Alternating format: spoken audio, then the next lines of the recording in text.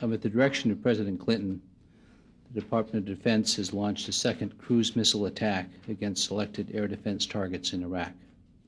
Tonight's attack is designed to complete the suppression of air defenses that could potentially remain in operation after the first attack. President Clinton announced an expanded no-fly zone in response to an Iraqi attack against a Kurdish faction. The larger no-fly zone in southern Iraq will make it easier for the U.S. and coalition partners to contain Saddam Hussein's aggression. The attacks are designed to reduce risks to the pilots who will enforce the expanded no-fly zone, which will go into effect at noon Wednesday.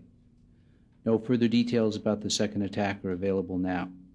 General Joseph Ralston, the Vice Chairman of the Joint Chiefs of Staff, will hold a press conference in here, the DoD Briefing Room, at approximately 7:10 tomorrow morning for more details. Thank you. Charlie? Yeah.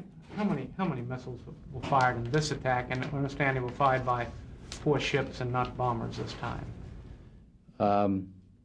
This attack is about half the size of yesterday's attack, of the early morning attack, going against about half the number of targets, and they were fired entirely from sea.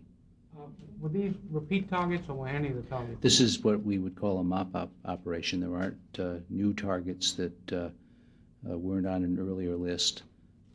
It's an effort to go in and assure that we've done everything possible to suppress air defenses before we start enforcing the expanded no-fly zone.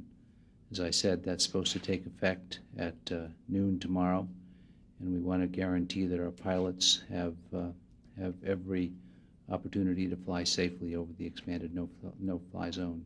Ken, but did this require additional approval from President Clinton, or was this part of the original planning? It required additional approval, and he granted that this afternoon. If this strike is successful, will this grant you air impunity over Iraq? And why wasn't a larger attack mounted than the first night with more missiles? Well, in the defense business, I don't think there's any such thing as impunity.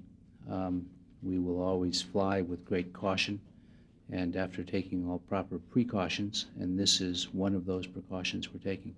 Thank you very much. We'll have more tomorrow. The White House has a statement that's being released at about this time. Thank you. Is the attack concluded? Some missiles are still